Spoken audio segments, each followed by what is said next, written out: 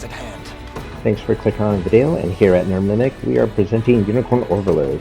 So heavy spoilers ahead. The footage you see here is at the end of the game, and this is a game that is published by Sega, made and developed by VanillaWare, one of my favorite developers, really well known for their watercolor graphics. You don't really see it here on the overhead map, and this is unfortunately a negative of the game, where most of the games take place on this overhead strategic map. You can see me selecting units. I'm trying to equip items and cast some spells to level up my character to defeat the last baddie here, the end boss monster. Now, when you get into the battle, you will dive into it and see the larger sprites that are really well done, and it's really a wonder to behold in 4K. However, a lot of the regular battles, as you're going through the game, they're all basically skippable, and I probably only dive into the graphics maybe 1 out of 20 times, maybe towards the end when you're defeating a mini boss on a stage. So here you see when you're encountering a mini boss or a major boss like here, there's some dialogue to be had, and you can see, of course, the largest sprites. But for most of the game, it is actually skippable, and part of the reason why is, even though you're seeing this cutscene, you're going to see some spells and attacks being done. This is all actually on autopilot. You're not pressing any buttons to trigger any of these cooldowns or attacks. This is all sort of done by AI. You're essentially casting strategy where you could select which cooldown can be activated on certain conditions, like if health is below 50, maybe you want to have a character cast a healing spell, or other things of that nature. Cast a fire attack if someone's using ice, things along those lines. So really, it's all just driven. So here you can see the combat going on, and I'm not pushing anything. It's still cool to see these giant sprites, and when you engage with a mini boss or a major boss here, they do cast different spells, so it's beautiful to witness this. I guess it's sort of like watching Twitch, I suppose. But all the action to be had on your part really is on that overhead strategic map. And once again, all the other battles with small minions, you just press the start button and you just skip the battle. You already know what's going to be the outcome, because it gives you a little cheat sheet in the beginning of how much health you probably will lose and how much health the enemy will lose. So those of you watching this video, probably will not pick up this game, because if you knew about this game, I think you probably already watched it already. I'm sure this video is more for people who are curious to see what it's about, and maybe just enjoy the story here at the end. So the story is good, though. About 30 plus characters, each of them are well developed. There are a lot of cutscenes involving them. There's a mechanic where you go into a tavern and eat some food and can gain more rapport with a character, and then they will trigger unique dialogue.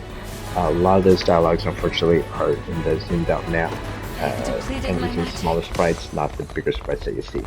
That being said, there are plentiful cutscenes like this using the larger sprites, and I think it's worth playing. I probably put in about 40 hours and just finished this game.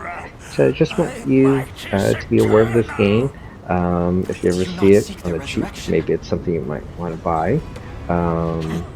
Definitely consider other VanillaWare games. You probably could Google that up, and they all have this similar hand-drawn watercolor art style, which is very characteristic of the company. So you see the artwork is fantastic, the voice acting is great, the story is superb as well. The bad thing would be the actual gameplay. As I mentioned, more on this overhead map. It is fine. There is some depth to it as you unlock more units later into the map, but basically, in a way, it's of no consequence. If you level up your characters high enough, it really doesn't matter what kind of paper, rock, scissors mechanics you introduce in the game, you just overpower them. And so when you reach the end stage, you can easily defeat the big baddie just by being a couple levels higher. The end boss monster, I believe, is level 44. It could be level 46 and defeat him easily, so you don't have to grind too much. So with so many things out there, whether it's comic books, novels, movies, board games, tabletop games, I was glad I was able to fit this into my busy schedule and complete this game. So I'm not sure what I'm going to play next. When I complete it, I'll let you guys know. Let me know in the comments down below what you're playing right now. And in the meantime, enjoy the rest of this cutscene. Human lives, human will in its purest form.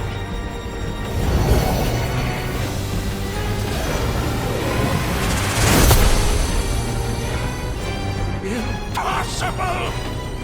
The sigil's very nature has been recast!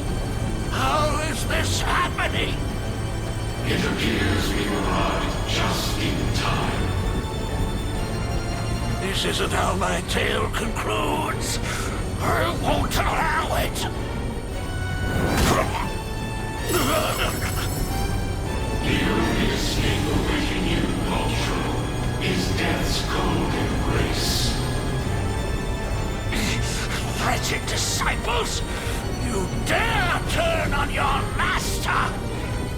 The time has come, Elaine. Let us lift the curse of the unicorn and bring the salvation of heaven to these lost souls. I'm with you.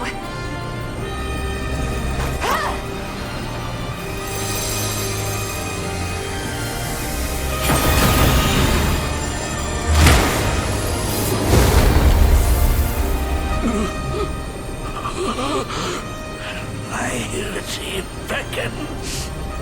All of my knowledge, all of my research, lost to the endless emptiness of time.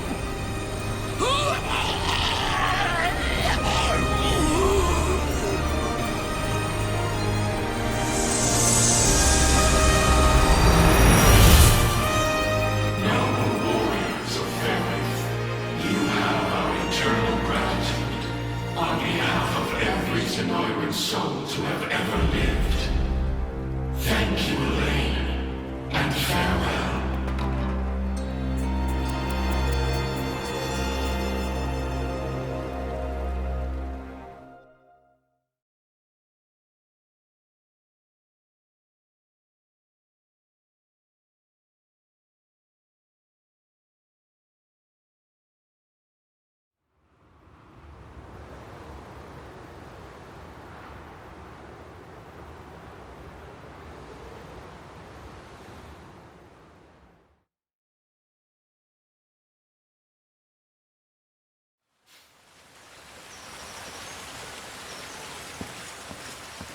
Ah, there you are. Your coronation is set to commence at any moment. A word first, if I may. With the much-awaited fall of Zenoiran rule, we've finally attained our most coveted dream. 'Twas a vow I made to the ring itself. A promise fashioned out of steel and blood. Yet, can a champion tempered in the flames of war truly lead in times of peace? From the day of its very inception, Your Highness, the Liberation Army has boasted a singular gift. Its ranks born nobles, sellswords and civilians alike, disparate nations united as one under a common banner. Your banner. None could ever question the strength of such a leader. He speaks the truth, you know. Should you not be sound in bed right now? And miss the day my son is crowned king? I wouldn't so much as dream of it. Elaine, you stand before me a man full grown. One who will rule these lands with compassion and love. just as you've done for all those who fought beside you. Be proud, my son. Not only of what you accomplished, but how you've made it so. I will, Mother. Thank you both, from the depths of my heart. Now then, a radiant future for Cornea awaits.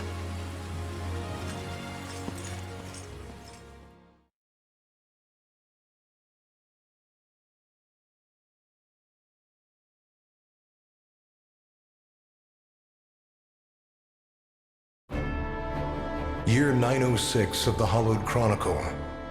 Thus, with all of Fevrith as his witness, a bold young king ascended the throne.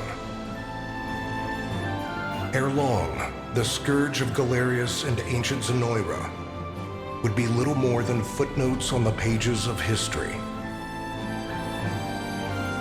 And though scars of war yet blighted the land, its people, awed and inspired by Cornea's noble ruler, began their arduous trek down the path to recovery. Forevermore would the Chronicles of Fevrith extol the Savior Elaine's sacred journey, a legend only embellished in the generations to come.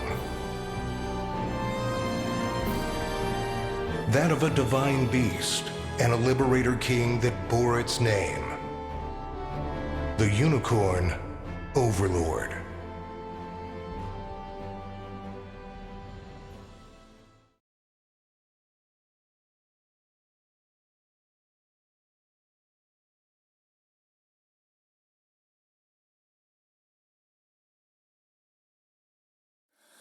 Oh.